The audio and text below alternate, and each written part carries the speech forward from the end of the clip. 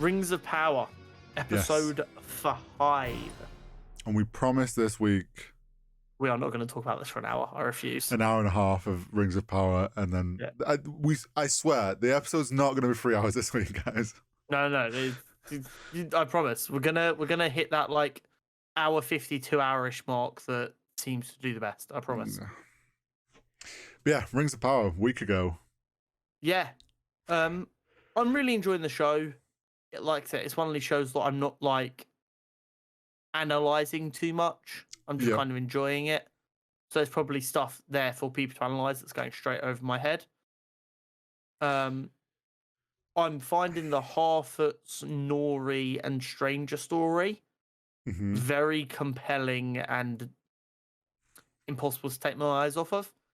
And at times with some of the other stories where it gets a bit... You know how when shows try and be a bit too artsy, you get a lot of scenes where there's just like no conversation at all. And they're just like, oh, look at this thing. Therethere's a lot of times when there's stuff like that, and I'm just like, can I just see more of the Stranger and Nori, please? Yeah, it's there's a lot. Like, I'm like you, the whole stuff with the Hobbits and the Meteor Man. Love that. And I know that there's some people out there that aren't that into this whole Hobbits history sort of play on things because it's not like an official thing, or like they're not into like how they're setting the Hobbits up, which I can understand. But I think there's also the part of like, it's fun because there's not anything it's being compared to. Like, there isn't like already set stuff that they're not doing. There's nothing. So realistically, like, this could all be like perfectly fine. But all that stuff's cool. I really love the whole Durin and Elrond. Durin and Elrond. I've got some comments about their relationship later. But then I agree with you. There's definitely... I know that this show is multiple seasons, and obviously there's a large span of time they're trying to go over. It kind of feels like sometimes in the episodes, there's sometimes over-explaining, and like stuff doesn't need to be like, they're going into too much detail with certain things, which there's a couple of things this week's episode, but it's because there's so many different storylines going on at the same time. Like you say, like, it gets a bit like, you lose a bit of interest in some of those because either they're just moving too slow or there's not like enough going on really with them, which is kind of the tough balance with fantasy, I feel, especially when you're trying to tell this story. I did like the way they took they did the walking song to like show the Harfoots traveling. Love the montage. Made me weirdly emotive. Like, that song, I don't know if it was just the way it's put together and the style of music, but when I'm sitting here watching it with my headphones on, just sitting here, it genuinely created a kind of emotional response. Don't get me wrong, I wasn't sitting, oh, it's so pretty, but it definitely created that feeling of like something is happening, which was quite nice. And I find shows generally struggle to do that for me. It felt like very much like it fit right in with the songs from Lord of the Rings and stuff. Like, it felt very much a part of the actual Tolkien world. And I don't actually know if that song is in the books or if it was made up for the show. But that whole montage of them traveling, I loved, and actually like showing the migration and these different places that I know people are have been trying to work out where they're traveling. In relation to how they end up at the Shire. And I think some of those places we saw shots of are like hinting at places we know from Lord of the Rings and stuff. Like, I'm not 100% sure if they were trying to make out, the marsh they went through is the same one that we see in Lord of the Rings with that is the old battlefield where the elves are all in the water, and if it's that all of that, if it's the same, because it's sort of that area of Middle Earth that they're in. Yeah. I'm interested to see where they end up, and if it is going to end up with them like setting up in the Shire and then deciding to not leave. Yeah. the whole thing with the wolf warg looking things, and we actually got to see kind of the first, other than like the bit with the little bugs and him like kind of controlling the trees and stuff. This was the first time we saw the stranger actually kind of do some magic. Yeah, proper powerful. And you know what the thing is? Like, he saved them from them creatures. And I'm like, okay, cool, this is definitely Gandalf. And then we get to like him with the ice and blasting Nori like 50 foot away. And I'm like, wow, they really just don't want to admit it's Gandalf. And they're like definitely still trying to keep up that tone of maybe he's good, maybe he's not. Ooh. So you've got him, he's obviously starting to pick up on the language and being able to speak. And there's a bit when Nori talks about perils and he says he's a peril. No, Skylar, I am the danger. And she's like, no. And then yeah, there's the whole thing where like he does that weird shockwave thing, and then realizing that it has hurt him, fucking destroyed his arm. Because the thing is, like, he's now in a mortal body. So it's like him sort of understanding that, but then we see him heal himself, and why Nori thinks it's a good idea to grab an arm that's freezing. I don't know. I really don't know. It's classic. Like, why are you grabbing that? Like, why did you think that was gonna go well? He's muttering in a language you can't understand as ice is spreading over his body. You do not touch him. You see if you can talk to him, but you do not touch him. Yeah. So because it was kind of a bit of, we're seeing a bit more like interaction against animals and stuff. Like a little bit of me is like, is this Radagast the Brown? Or is it a blue wizard because they were meant to come first? Or is it definitely Gandalf? They're definitely sprinkling in enough of everything to keep people guessing. They clearly don't want to give it up. I definitely feel like they know because he's interacting with the Harfoots and the Hobbit. Like, everyone's going to go, oh, this must be Gandalf. And I don't know if they're trying to do that as a decoy for actually who he is. Or if all of the other shit he's doing is to throw off the potential he's got to be Gandalf stuff. Yeah. You don't know what half is the decoy shit. Yeah. But Makes sense. I'm enjoying all that side of things and getting to see those interactions between, like, they're becoming more comfortable with him. Yeah. Which is very enjoyable to see. Now, this is my big sticking point with this show that I'm about to bring up. Okay. We get introduced to someone I'm pretty sure we've not seen before, the person in the white that goes down to where the Meteor Man crashed. What I would refer to as, or I've seen referred to as, the cultists. Okay, the cultists. We've not seen them before, have we? I know we saw them in trailers, but we've not seen them in the show. All we've seen previous to this was like a promo picture of the one that went down to. Okay, cool. There are too many fucking characters in this show for the layman like myself to easily keep track of, especially with the fucking naming conventions that Tolkien went for. Yeah, this goes off like what I was saying at the beginning. Like there's a lot of storylines in play that it feels at times like they try to have too many going on in one episode because they don't want, because they're all happening at the same time. Like, they don't want you to forget about one side of things. They're trying to show you everything that's going on at once. I would almost have rather them do a season for each of these storylines.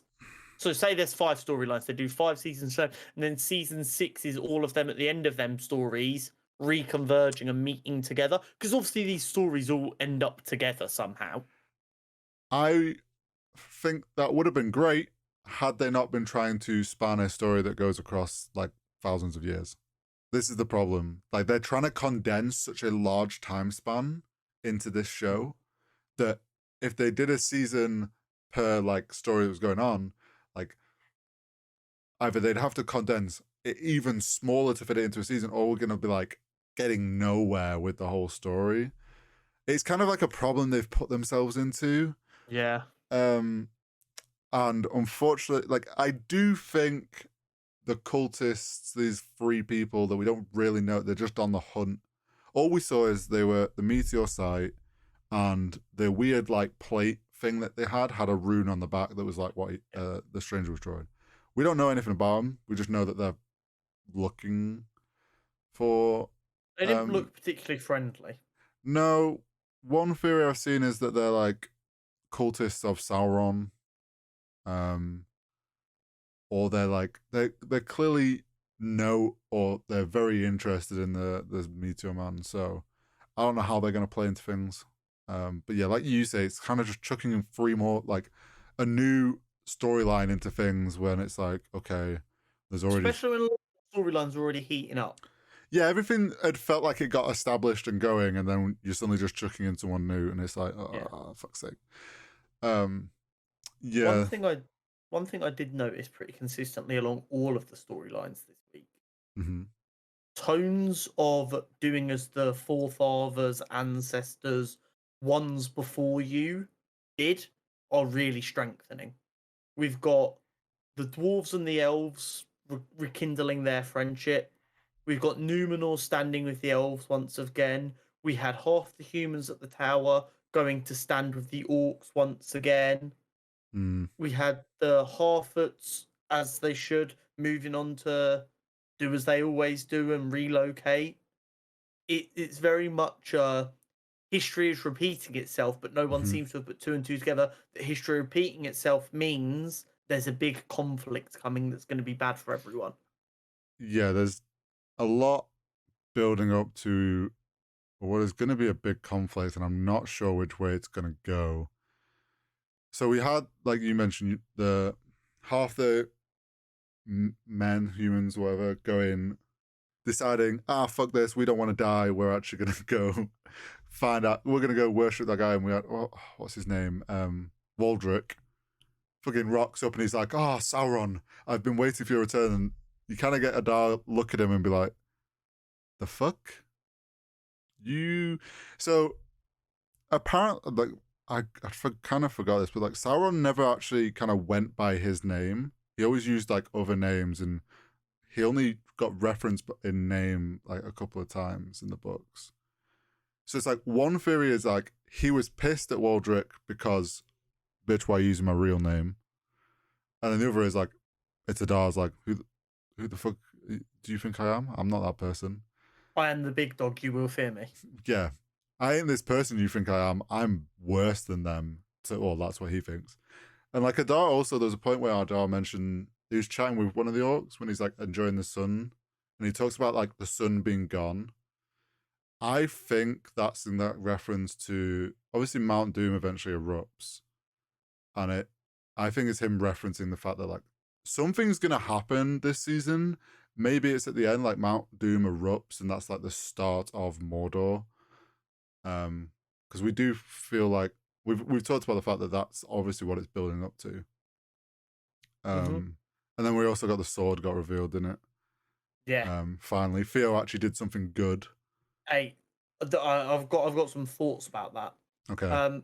But my second part about the strengthening of the themes of doing as your forefathers did, in every one of them stories, however, there is someone who's going, that didn't work last time, let's do this way instead.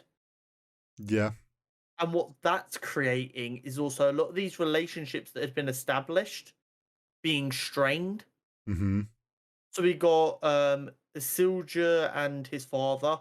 Their relationship was being strained. Obviously, it's recovered slightly towards the end of the episode, but that was being strained.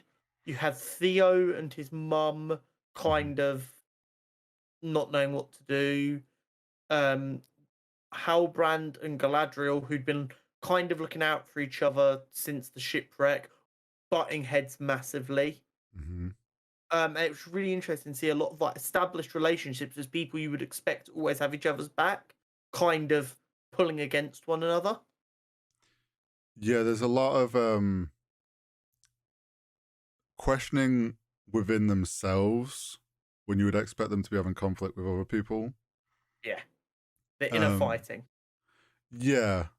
And I guess the only ones we haven't, well, we kind of saw it last week with the dwarves with Durin and his father, but yeah, there's a lot of kind of internal things going on. And this is the thing, is like we've got essentially 3 different storylines going on with different issues. And it was like you mentioned, we saw Theo questioning whether he should leave. And then we got his mum then questioning about leaving, which I don't know if you felt this, but when she was having that argument in like the middle of the yard with I forget the Arundel. yeah. It felt like fake. Yeah. It And felt I'm like like- they're putting on a show. And I couldn't tell if they were or if it was actual legit and it's just kind of like come across badly. I hope it was kind of like staged as a way to try and like strengthen everybody because he like. But I also had issues with the way the argument between Galadriel and Halbrand took place. So, you know, when she went to see him about, like, okay, I'm losing a bit of control over this situation. I need you to actually be willing to be king. The constant cutting of the shot between, like, them staring at the camera, like you're supposed to be the other person in the argument. I didn't like it. It felt weird. It threw off the flow. Something about the internal conflicts for like a 10-minute period there was just shot really poorly. Yeah, I didn't like see I quite enjoyed how their like relationship had evolved. No, So the relationship itself, I don't have an issue with. It was Just the- literally the cinematography of the argument I had issue with. It was so janky. It just felt weird. mm, Especially when they gave up with doing it halfway through the scene as well. see I Like that I threw just me off picked even up on. more. I'm like, what? If you're gonna stick to this god awful angle, like actually stick to it. It's like they did half the argument, like, okay, this is shit, but I'm not gonna refilm it, so we'll just start using proper angles again. I don't know. It just felt weird. The whole like shit going on at Numenor is slow. Like, so we got a very typical, which this is where I don't mind it. I can imagine some people are take it or leave it. The whole fucking classic sword fight training that I feel like every fantasy show has to have. I really enjoyed that scene. I enjoyed it.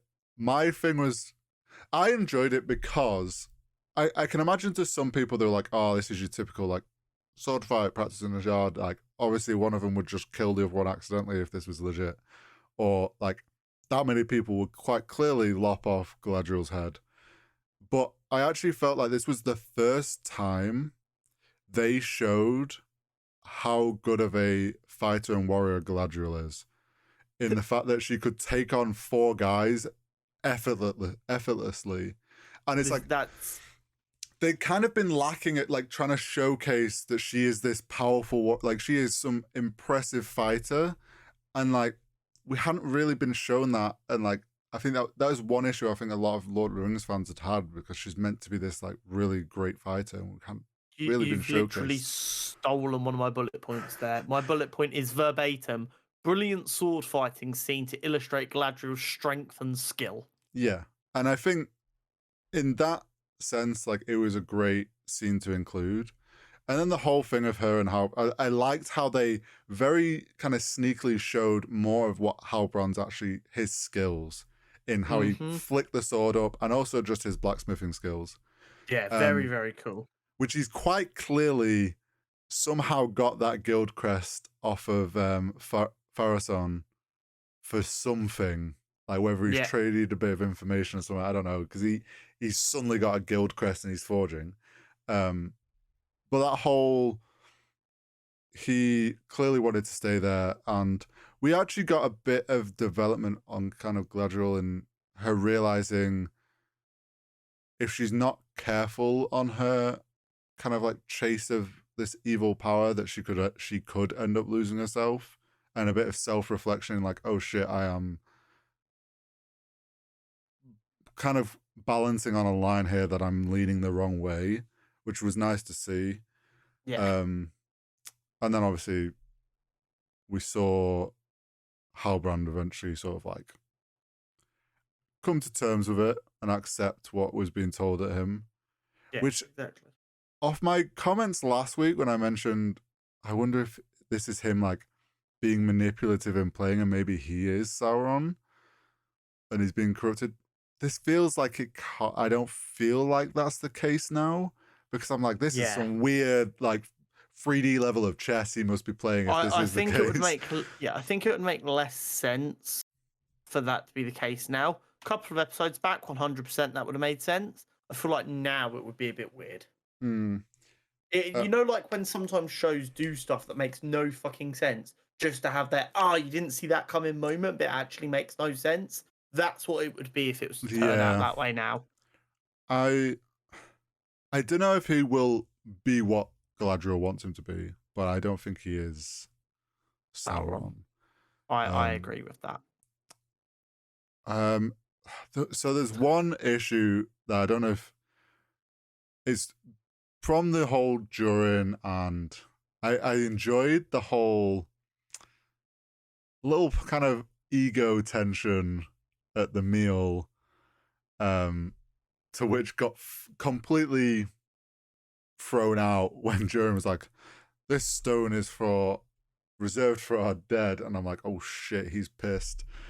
And then obviously a lot happens before this next bit, but then we get to the point where like they're walking it back through the forest, and you can just tell on Durin's face that, oh, this was all a joke.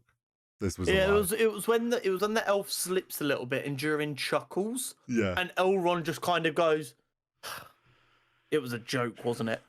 It's like, yeah, Deesa's been wanting a new table, so I just wanted Durin to look at me and go, "Get Frank, lol." Yeah. And I'm like, part of me then was like, I forget the fucking elf leader. Why has it gone out of my head? The High King. High King. Then I'm like, did he know? And he just played along with it? Because like he's been around a while, like he probably wouldn't know if that was the case. I think that's why Durin asked where he got the table. Because if he knew where he got the table, he would potentially know that the story was bullshit.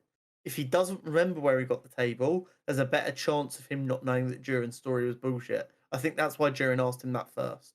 I think also, though, that the High King would let him have this win, so to speak. Well, yeah, he knows he's about to admit to Elrond that he's been bullshitting him this whole time.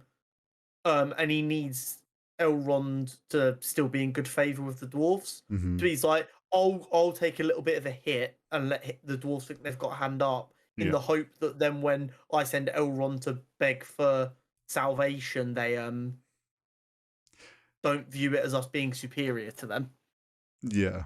Now, there's I think the big thing of contention that I've seen from Tolkien fans, and also I feel was a bit unnecessary, it was the whole thing about Mithril's origin. Okay. So that's not like Mithril doesn't have an origin in the books. Like that's not where Mithril comes from. It's just a natural ore that's super rare. Yeah, it's very rare, and Tolkien never really explains where it's come from. And in a way, that leaves it to mystery, which kind of makes it better in my sense. It's one of these things where I feel like Amazon's kind of over-explained something to try and like push it a bit too much. It kind of sounds like, because correct me if I'm wrong. So the dwarves mining for Mithril is what unleashes the Balrog thing at the bottom. Yeah, the Balrog. Essentially they get greedy for wanting more of it, and they keep mining deeper and deeper and deeper. I think they wanted to move away from the idea of the dwarves being greedy for it, and try and make it a noble thing they were trying to do that they end up getting punished for. Don't get me wrong, it doesn't make it a better version or a worse version or anything. I think that's what Amazon were going for. The thing is, the Balrog being opened up happens so much later. So I'm like, I don't know if that... And the problem is, it's like, it's such a established thing from Lord of the Rings that everyone knows that's going to obviously what's going to come from it, that they kind of have to lean into that. So here's the thing. They talk about the origin. He gets Elrond to recite the story of some like elven lore thing. Yeah. And they talk about the Silmarillion gems, and there's 3 of them, right? So in the books, one is on the crown of some, I forget his name. Another gets thrown out into the ocean, and another is buried in a cavern with an elf warrior guy. So the idea that there's one in a tree goes against all that. Playing into this idea that there's an elf fighting a Balrog, there's like tales and stories of elven warriors doing that, and that kind of, I feel, is like where they've pulled that idea from.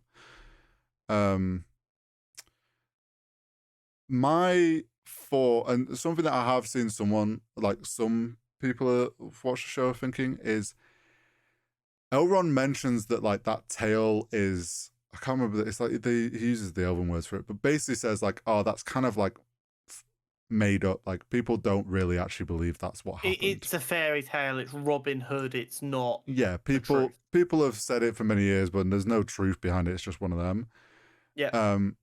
And obviously it must be so difficult to have fairy tales in elven culture with them all being around for 12 billion fucking years. And you obviously get the High King trying to be like, no, that is legit. I actually, so Etheria and I sources are I made it the fuck up. Well, here's the thing. It's like, this whole thing could actually just be like they visually showcased that story and made out like that's the origin of Mithril. It could just be the High King manipulating Elrond into thinking there is a dire need for this Mithril, and like it's our like race's like birthright to have Mithril. It's going to save us all, and it could all be like a whole manipulative thing that it is actually a lie, and that's not true to any like origin of Mithril, and the High King's just playing off that to manipulate Elrond. Yeah, well, you've got the guy who's going to make the rings, who was obviously being corrupted but doesn't know it. Yeah. Is it possible that he knew Elrond wouldn't betray his friend, so he convinced the king that using this story was the way to get him to go along with it? So the king is also kind of being manipulated. So the king does genuinely believe they need the Mithril to survive, and he's just manipulating Elrond to an even higher degree to get what he thinks he needs, even though that's just what what's-his-face wants. Possibly. I do think there's some, like, the High King that believe that the Mithril's going to help them in some way. And I think there's a lot of we're being shown one thing, but it actually ended up not being the truth. I think Amazon is playing with us a bit here. It's hard, though, because it's obviously because they're straying away from the books quite a bit. We don't know if they are going to stay more true to the books or not. There's a lot seems to be going on, and I definitely don't trust this like the High King and what's going on. Well, yeah, I mean, we found out for certain in this episode that Durin and Durin's father were right to be suspicious of the elves. Yeah. Granted, Elrond didn't know, but they knew there was more at play, and they've been proven to be right. So I think it's going to be interesting to see how they play off, because obviously they said they're going to go back and try and persuade Durin the Third, Durin's father. How they play into that, I don't know. What I do have to bring up, however, okay, is a line that Durin said to Elrond. Mm-hmm. It's a direct quote. I double checked to make sure. Give it to me raw.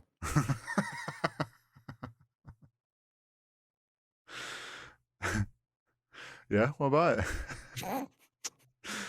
Well, ignore the fact that in the sentence before that he literally used the word meat as well. My man said, "Give me your raw meat."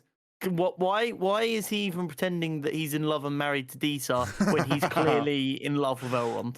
Nah, he's just homies being homies. My man literally went, "Okay, we almost lost 4 dwarves trying to mine this stuff, but I love you so much, I'm willing to risk all the dwarves if it's going to save you and your homies."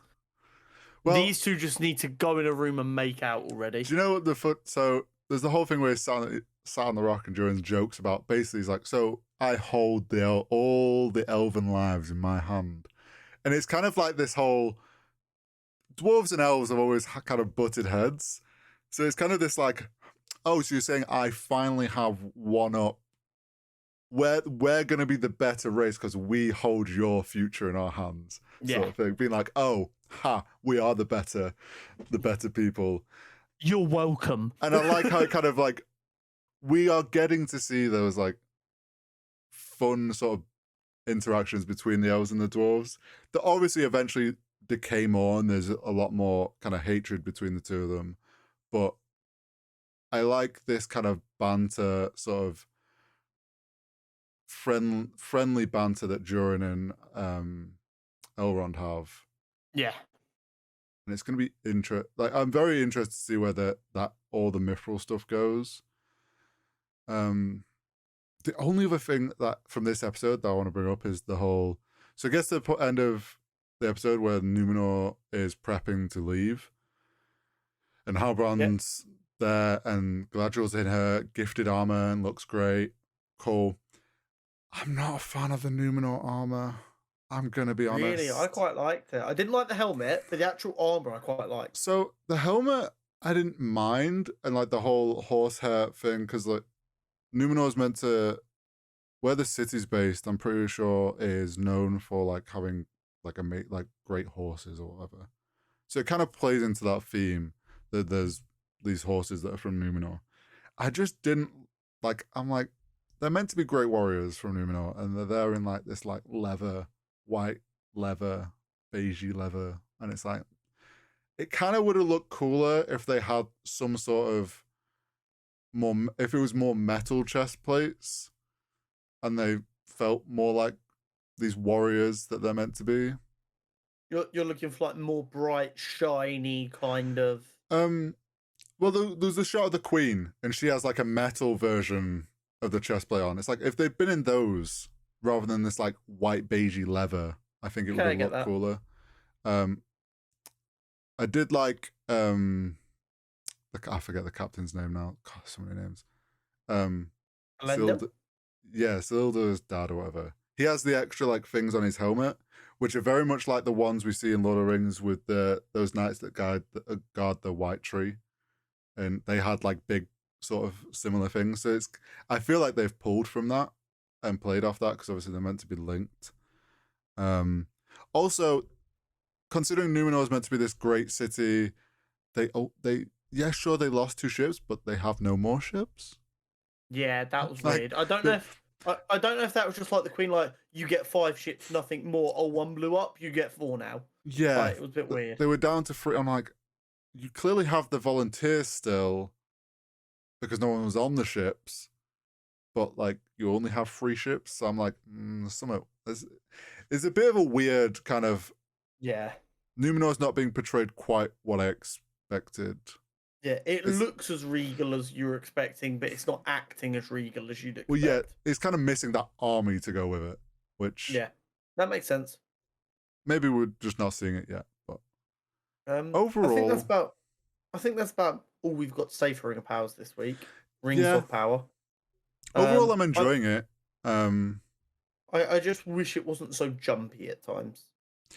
Yeah, and I think that just comes with, unfortunately, how many different...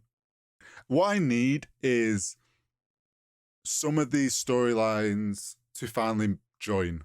So, like, we need Galadriel and all the Numenor stuff to finally get to meet up with and Arondir and stuff. Yes, and get to the tower or something, and that all merge. Then that condenses all of that, like multiple storylines going on. Like it brings a good chunk of it together. I think it will feel a lot better when that happens. Agreed.